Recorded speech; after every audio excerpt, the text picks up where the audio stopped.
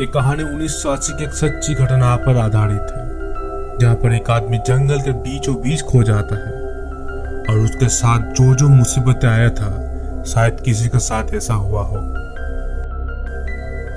कहानी का शुरू में एक आदमी को दिखाया जाता है, इसका नाम है योसी गिन्सबर्ग। दरअसल ये एक इजरायली है और उसे ट्रेवल करना काफी पसंद है।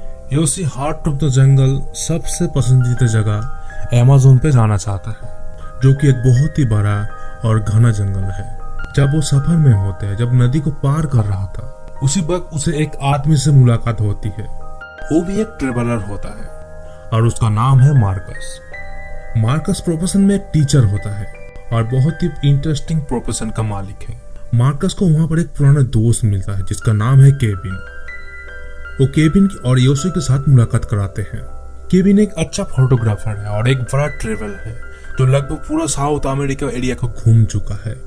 अगले ही दिन जब योसी मार्केट में जा रहा था, तभी वहां पर पीछे से एक आदमी योसी के आकर पूछता है, आर यू अमेरिकन? लेकिन योसी कहता है, नहीं, मैं इजरायली हूँ। इसके बाद दोनों आपस में बातें करते हैं। वो आदमी कहते हैं, अमेज़न के जंगल में एक ट्राइबल कम्युनिटी जो कि एक आदिवासी है। वो आदिवासी जिन्हें दुनिया के बारे में कुछ नहीं पता है और शायद दुनिया ने भी उसे देखा हो। अगर तुम चाहो तो मैं तुम्हें वहां पर ले जा सकता हूँ। इसके बाद वो आदमी उसे एक तस्वीर दिखाते हैं जिसमें वो आदिवासी के साथ खड़े हुआ होता है। ये सब देख और सुनकर योसी को यकीन हो जाता है कि ये आदमी सच कह रहा है। वो वापस आता है और केविन मार्कस को उस बातें को बारे में बताते हैं। योसी बहुत ही एक्साइटेड था। वो बता रहा होता कि हम एक ऐसा दुनिया देखेंगे जिसे आज तक किसी ने भी नहीं देखा है। मार्कस कहता है, तुम इस अजनबी को कैसे ट्रस्ट कर सकते हो, और जिन आदिवासी के बारे में किसी को नहीं पता, भला उसे कैसे पता हो सकता है। योसी कहता है, वो आदमी सोना ढूंढने के लिए गया था। उस नदी में बहुत सोना है। उसने कहा, जब हम लोग वहां से वापस लौटेंगे तब हम सभी का जेब भी भरी हुई होगी। लेकिन केविन और मार्कस उसके बातों में कॉन्विंस नहीं होता है।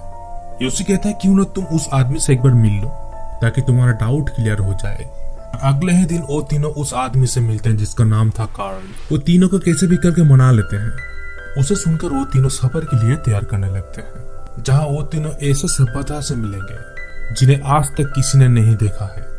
उनका सफर बहुत लंबा होने वाले हैं, इसलिए वो लोग बहुत सारे शॉपिंग करने लगते हैं कि जर्नी के दौरान उस सामानों को यूटिलाइज कर सके। उसी दौरान एक दुकान के पास वो लोग अमेज़न के मैप को देखते हैं। कार्ल उस मैप को देखकर कहते हैं कि इस मैप में ऐसा कुछ नहीं है कि कोई इंसान ठीक से जाकर वापस सही लौट सके।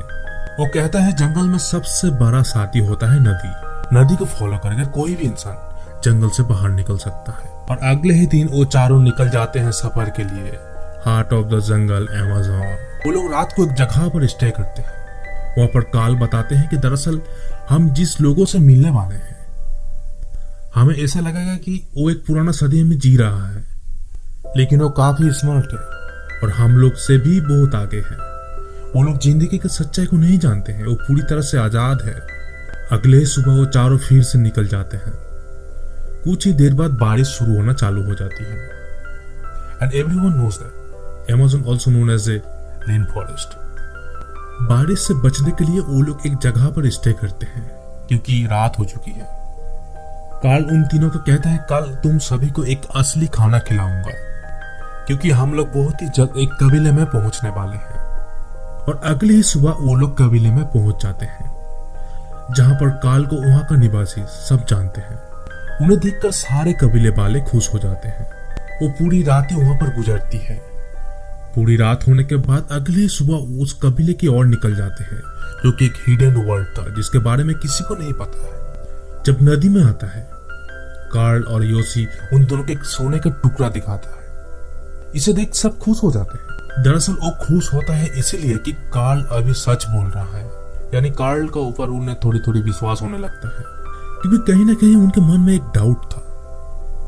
उसका ऊपर विश्वास होने लगता है, लेकिन उसे ये नहीं पता है कि उसका आगे क्या क्या होने वाला है। उस जंगल में चलते हुए इनका काफी दिन बीत जाता है और उस कबीले में पहुंचने में अभी भी 3 से 4 दिन बाकी है।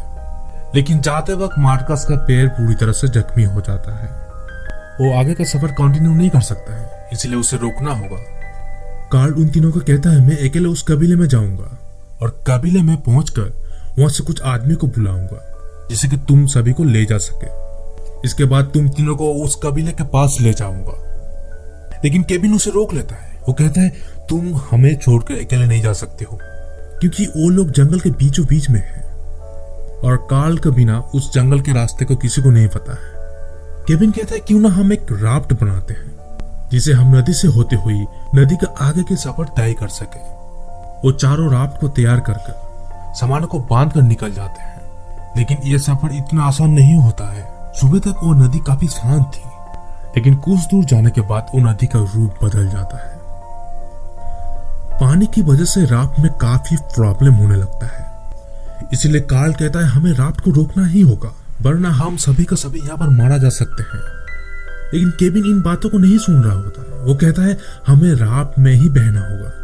तभी उसी बीच दोनों में आर्गुमेंट होना शुरू हो जाता है और फिर कार्ल का बातें को सभी लोग मानते हैं, क्योंकि इस जंगल के बारे में कार्ल को बड़ी अच्छी तरीके से पता है।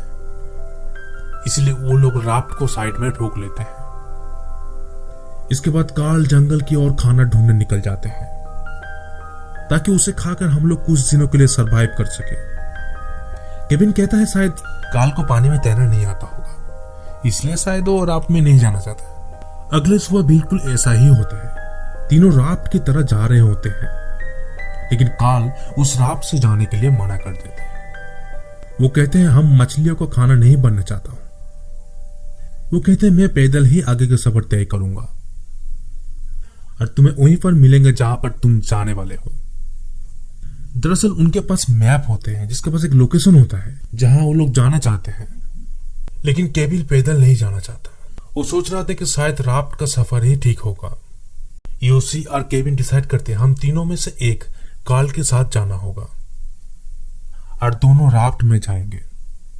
और योसी जब मार्कस को पूछता है, मार्कस कहता है मैं कार्ल का साथ जाना चाहूंगा, क्योंकि कहीं ना कहीं वो कार्ल को विश्वास कर रहा था। उसका बस यकीन था कि कार्ल हमें सही रास्ता दिखाएगा, इसीलिए वो कार्ल का साथ जाना ही उसे बेहतर लगता है। क्योंकि केविन के साथ कुछ ही देर आगे उसका बहस हुआ था, इसीलिए केविन के साथ आगे के सफर तय करना चाहते हैं। और यही तय होता है कि केविन और योसी राफ्ट में जाएंगे, इधर पैदल मार्कस और कार्ल जाएंगे। फिर हम लोग मंजिल में सभी लोग मिलेंगे। इसके बाद मार्कस सबको अलविदा कहते हैं। इधर योसी और केविन राफ्ट से आगे के सफर तय करते हैं, लेकिन फिर नदी का रूप भयंकर हो जाता है और उन्हें नदी में राफ्ट को तैराने काफी दिक्कत होता है। तभी उसी पल उनके राफ्ट पत्थर में जाकर टकरा जाता है। पानी का फ्लो यहाँ पर तेज हो जाती है और ये दोनों राफ्ट को छोड़ के किनारे की ओर नहीं जा सकते हैं, क्योंकि राफ्ट में सभी जरूरी सामान और उनके बैग होते हैं। अगर वो खो गया तो उन्हें सरवाइव करने में काफी दिक्कत होगा। इसीलिए केविन कहता है मैं किनारे की ओर जा रहा हूँ, मैं तुम्हें किनारे की ओर खींच लूंगा। केविन कैसे भी करके किनारे में पहुंच जाता है। अब वो योसी के किनारे की ओर खींचना चाहता है, उसे किनारे की ओर ले आना चाहता है, लेकिन वो उस तक नहीं पहुंचता है। योसी पानी में गिर जाता है। पानी का बहाव इतना तेज था कि केविन को पानी से बहुत ही दूर ले चला जाता है। अब योसी को ये तक नहीं पता होता कि वो केविन से कितना दूर है, कितना किलोमीटर उसे दूर हो चुकी है। इसके बाद योसी एक पत्थर को पकड़ लेता है और एक चट्टानों को पकड़ कर ऊपर की ओर जाने लगता है, यानी नदी से वो बाहर निकल जाता है। अब योसी जंगल में अकेला है, न ही उसे वहां का रास्ता पता है, न ही उसके पास खाने को लिए कुछ होता है, और उसे ये भी नहीं पता है कि उसे जाना किधर है। अब रात हो चुकी है। योसी एक पेड़ के नीचे बैठ जाता है। तभी थोड़ी देर बाद बारिश गिरना शुरू हो जाता है, क्योंकि अब बरसात का मौसम शुरू हो चुकी है। अब वो पूरी रात उस पेड़ पर गुजार देता है। जब सुबह होती है उसे बर्तन को कुछ टकराने का आवाज सुनाई देता है। जब वो नदी में देखता है, वो देखता है उसका बैग नदी से बहती हुई जा रहा है, जिसके बाद 2 बर्तन भी बांधा हुआ होती है। योसी अपना जान से खेलकर उस नदी में जाता है और उस बैग को ले लेता है, क्योंकि इसमें बहुत सारा जरूरत की चीजें हैं। बैग बाहर निकलने के बाद वो एक टैबलेट को खाते हैं, जो एक एनर्जी का टैबलेट होता है। इसके बाद वो केविन को ढूंढना शुरू कर देते हैं। वो चारों तरफ देखते हैं, लेकिन केविन उसे कहीं नहीं मिलता। न ही उसे पता है कहां पर जाना है, न ही उसे दिशा के बारे में पता है। अगर वो जंगल के गलत दिशा में चला जाए तब उस जंगल से निकलना उसका बिल्कुल नामुमकिन है। वो एक जगह पर बैठ जाता है। वो हताश है, टूट चुका है, क्योंकि उसे नहीं पता कि उसको जाना किधर है, उसे करना क्या है। वो अगले सुबह बैग से एक मैप को निकालता है और मैप को एक एक करके मार्क करते हैं जहां उसे जाना है, ताकि वो आगे के सफर तय कर सके। क्योंकि कहीं ना कहीं उसे लग रहा था कि इस जंगल में कोई मदद कर देगा। 6 दिनों तक वो लगातार चलते रहता है और रात तो कहीं भी पत्ता बिछाकर सो जाता है। वो काफी भूखा था, उसके पास खाने के लिए कुछ नहीं था। तभी वहां पर उसे एक अजगर को दिखाई देता है। वो उस अजगर को मारकर खा लेता है। रात होने के बाद वो अपने लाइफ के पास्ट में विजुअलाइज कर रहा था। अगले ही सुबह वो सफर को तय करते हैं, लेकिन उसका एनर्जी दिन ब दिन कम होते जा रहा है। इसलिए फिर से मैप को देखने लगता है। वो खुद को सिर्फ एक ही बातें बोल रहा था, मुझे चलते ही रहना होगा। रात को जब वो सो रहा होता है तभी वो केविन और मार्कस का आवाज को सुनता है। उसे वो दोनों को दिखाई देता है, लेकिन अगले ही पल मार्कस और केविन वहां से गायब हो जाता है। यानी अभी उसके दिमाग में हेलुसिनेट होना शुरू हो चुकी है। जब वो दूसरी बार सोने जा रहा था, अगले ही पल उसे कुछ आवाज सुनाई देता है। वो चारों तरफ टॉर्च लेकर ढूंढने लगता है, जहां पर उसे एक शेर को दिखाई देता है जो उसके और बड़े चले आ रहे हैं। उसके पास एक लाइटर और स्प्रे था। वो स्प्रे को आग में देता है, इसलिए वो शेर वहां से भाग जाता है। वो जहां पर सोया हुआ तो वहां पर चारों तरफ सांप बिच्छू था, इसीलिए उसके फोरहेड में एक इंसेक्ट घुस जाता है, जिससे उसका स्किन फूल जाता है। वो स्किन को चीर कर उस इंसेक्ट को बाहर की ओर निकलता है। फिर से वो सफर को तय करता है। वो हेल्प के लिए जोर जोर से आवाज देने लगता है ताकि उसे कोई सुन सके। अगले पल उसे सामने एक चिड़िया का अंडा दिखाई देता है। वो उसे तोड़ के खाने लगता है, क्योंकि उसके पास और कोई चारा नहीं था। फिर से वो आगे जाने लगता है। जहां पर कुछ सामान गिरा हुआ उसे दिखता है। वो सोच रहा था शायद कुछ ट्राइबल यहाँ पर रहता है, इसलिए वो वहीं पर स्टे करने के लिए सोचता है। फिर से योशी मैप को चेक करने लगता है। जब वो अपना जूता खोलकर देखता है, वो देखता है कि उसका पैर पूरी तरह से जख्मी हो चुका है। वो आगे का सफर कंटिन्यू नहीं कर सकता है। उसी टाइम वो खुद को बोलते हैं, मुझे मार्कस को छोड़ना नहीं चाहिए था, क्योंकि उसका भी ऐसा ही हालत हुआ था, क्योंकि मार्कस का पैर भी ऐसे जख्मी हुआ था। योशी मार्कस को सॉरी कहता है। वो कहता है, मैं एक कावर्ड हूं, मैं इसके लिए डिजर्व करता हूं। अगले सुबह फिर से वो सफर में निकल जाता है। जाते वक्त उसे एक जूता का निशान दिखाई देता है। वो केविन को जोर जोर से आवाज देने लगता है। तभी वो देखता है कि उस अंडे को जो एक दिन पहले उसने खाया था वहीं पर वो गिरा हुआ है। यानी वो एक दिन पैदल चलकर उसी जगह पर पहुंच चुका है। इसे देखकर वो काफी परेशान हो जाता है, क्योंकि वो सोच रहा था एक दिन उसका बर्बाद हो चुका है। इसके बाद वो खुद को रियलाइज करता है जहां उसका डैड लॉ यूनिवर्सिटी के लिए जाने बोल रहा था, लेकिन वो ट्रिप में आने का फैसला किया था। वो इस बात पे खुद को ब्लेम करता है। वो सिर्फ खुद को एक ही बातें बोल रहा था कि मुझे नदी के पास जाना ही होगा। अब 14 दिन हो चुका है। फिर से वो बारिश गिरना शुरू हो जाता है, लेकिन जर्नी को वो कैसे भी कंटिन्यू करता है। जहां सामने उसे नदी दिखाई देता है, वो उस नदी के सामने सो जाता है। इधर अगले सुबह देखते हैं कि केविन एक नदी के किनारे में आ जाता है, जहां कुछ लोग उसे रेस्क्यू करते हैं। और योशी उन लोगों से लगभग 120 माइल दूर है, यानी योशी काफी दूर में है। उसे ढूंढना बिल्कुल नामुमकिन है। केविन एक गांव के पास पहुंचता है। इसके पास वो एक फॉरेस्ट ऑफिसर के पास जाता है। इधर योशी एक हेलीकॉप्टर को देखता है। योशी उसे हेल्प मांगता है, लेकिन वो काफी ऊपर में था। उस हेलीकॉप्टर में और कोई नहीं था, उसका दोस्त केविन था। केविन उस हेलीकॉप्टर को नीचे जाने के लिए बोलते, लेकिन वो नीचे ज्यादा नहीं जा सकता है, इसलिए वो लोग वहां से वापस चला जाता है। इसके बाद केविन फॉरेस्ट ऑफिसर से मिलने जाता है। वो ऑफिसर कहते हैं लगभग 3 हफ्ता हो चुका है, वहां पर इतना दिन तक कोई सरवाइव नहीं कर सकता है। लेकिन केविन का कहीं ना कहीं उसका यकीन था कि योशी अभी भी जिंदा है और उसे फिर से जाने के लिए रिक्वेस्ट करते हैं। फॉरेस्ट ऑफिसर सब तरीके से उसे ढूंढ चुका था जितना हो सके। केविन कहता है अगर तुम लोग मुझे हेल्प नहीं करोगे तो मैं खुद ही उसे ढूंढने के लिए जा रहा हूं। साथ ही साथ वो ऑफिसर कहता है अगर तुम उसे मरे हुए पाओगे तब तुम उस वक्त क्या करोगे। केविन कहता है मैं भी मर जाऊंगा। केविन वहां से जा रहा होता है तभी ऑफिसर उसे एक आदमी के बारे में बोलते हैं जो उस जंगल के बारे में अच्छी तरीके से पता है। केविन उस आदमी के पास जाता है जिसके पास एक नाव था। वहां पर जाकर वो मदद के लिए रिक्वेस्ट करते हैं क्योंकि वो आदमी नदी के बारे में अच्छे से जानता था। केविन कहता है मैं आज तक कभी किसी से हाथ नहीं फैलाया, इसलिए मैं तुम्हें रिक्वेस्ट करता हूं तुम मेरी मदद करो। और वो आदमी केविन का जज्बे को देखकर उसे मदद करने के लिए राजी हो जाता है। और इधर योशी पूरी तरीके से टूट चुका था, पूरी हताश हो चुका था। बार बार वो घर के बारे में सोच रहा था। तभी उसे एक आदिवासी लड़की को दिखाई देता है जो अकेले बैठकर रो रही थी।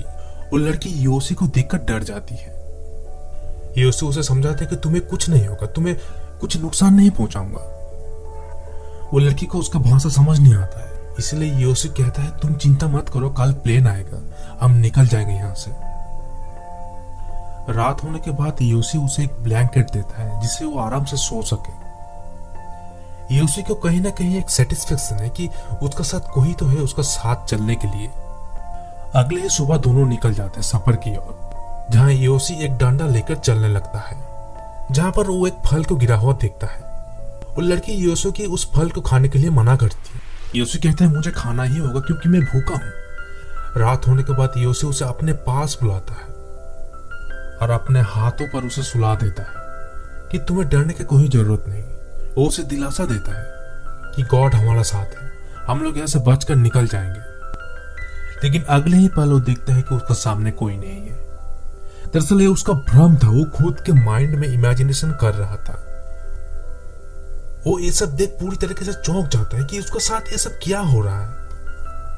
अगले ही पल वो थक करके फिर से निकल जाता है क्योंकि उसे कैसे भी करके इस जंगल से बाहर निकलना होगा। थोड़ी दूर जाने के बाद वो एक दलदल में गिर जाता है और डर के मारे मूव करने लगता है। जितना वो मूव करने लगता है उतना ही नीचे धंसते जा रहा था। वो वहां पर विजुअलाइज करते कि उसका ग्रैंडडैड उसे एक बाइबल दिया था जिसे वो खुद के पास ही रखता था, क्योंकि उसे पता था कि इस वक्त उसे बड़ी काम और शांति से फैसला लेना होगा। ये उसे बड़ी मुश्किल से एक पत्ते को पकड़ लेता है, रेंगती हुई एक पत्ते को पकड़ के ऊपर की ओर निकल जाता है। लेकिन अब उसका बैग दलदल में गिर चुका है। वो खुद को मोटिवेट करने लगता है कि तुम्हें आगे बढ़ना ही होगा,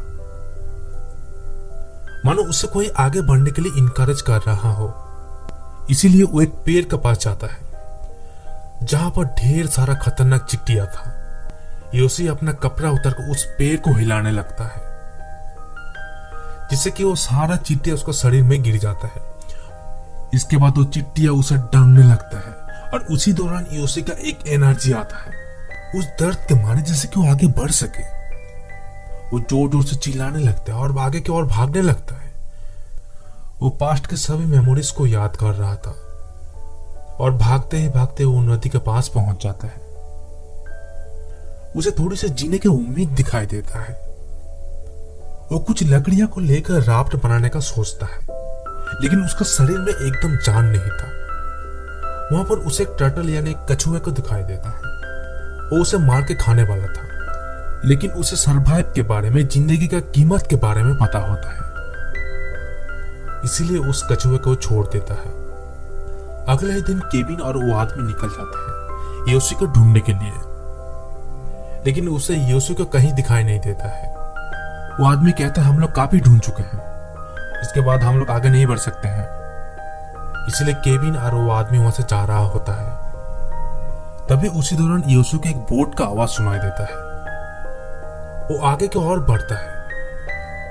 वो केविन को देख खुश होता है। वो बड़ी मुश्किल से घसीटते हुए आ रहा था, लेकिन उसके अंदर इतना पोटेंशियल नहीं था कि उसे जोर से चिल्ला सके। वो उसे बुला नहीं पाता है। योशी यही सोचता है कि इस बार भी जीने का उम्मीद नहीं है, ये मौका भी हाथ से निकल जा रहा है। अगले ही पल केविन पीछे पलटकर देखता है और वो योशी को देखता है। वो बोट को फिर से वापस लाता है और बोट से उतरकर योशी के गले लग जाता है। योशी को जिंदा पाकर वो बहुत खुश होता है। हालांकि उसके दोस्ती इतना लंबी नहीं थी, लेकिन इनके बीच में एक बहुत गहरा रिश्ता है, एक सच्ची दोस्ती का निशानी है। इसलिए केविन कभी हार नहीं मानी। वो योशी को दिन रात ढूंढता रहा। इसके बाद योशी को वहां पर ले जाता है जहां पर इंसान है। वहां पर योशी को देख सब हैरान हो जाते हैं, साथ ही साथ काफी खुश भी होते हैं। वहां पर एक छोटी लड़की आकर उसे ग्रीटिंग करती है। सभी लोग उसे देख काफी खुश होते हैं, क्योंकि ये एक मिरेकल से कम नहीं था। तभी पता चलता है कि मार्कस और कार्ल को कभी पता नहीं चला है। केविन उसे काफी दिनों तक ढूंढता रहा, लेकिन उसका बारे में ऐसा कुछ नहीं मिला जिसे वो ढूंढ सके। बाद में ये भी पता चला है कि कार्ल एक वांटेड था। ऑथोरिटीज उसे यानी गवर्नमेंट का उसका तलाश थी। काफी ढूंढने का कोशिश किया, लेकिन उसे नहीं मिला। कार्ल ने जो क्लेम किया था हिडन आदिवासी वर्ल्ड के लिए, ऐसा कुछ नहीं था। वो हर ट्रेवलर का साथ ऐसा ही करता था। केविन फिर भी उसका पैशन को नहीं छोड़ा था, अपने फोटोग्राफी और एडवेंचर को। वो इस जर्नी का एक डॉक्यूमेंट्री भी लिखा है। फाइनली वो इजराइल में अपने वाइफ और 2 लड़के के साथ रहता है। और वो एक किताब भी लिखा हुआ था जब वो जंगल में सरवाइव किया था और कैसे रेस्क्यू किया था। 10 साल के बाद योशी फिर से उस अमेज़न की जंगल में गया था, जिसमें से वो जीने की उम्मीद खो चुकी थी। वो कैसे भी बच चुका था। वो अपने हाइकिंग को एडवेंचर जानने को अभी भी जारी रखता है। योशी सिर्फ इसीलिए बच पाया था कि उसने हार नहीं मानी। साथ ही साथ उसे विश्वास था कि वो जंगल से कैसे भी बच निकलेंगे, और हुआ भी ऐसा ही। उम्मीद करते होंगे आपका ये एक्सप्लेनेशन अच्छा लगा होगा। अगर अच्छा लगा तो लाइक कीजिए, कमेंट कीजिए और सब्सक्राइब कीजिए। Thank you for watching.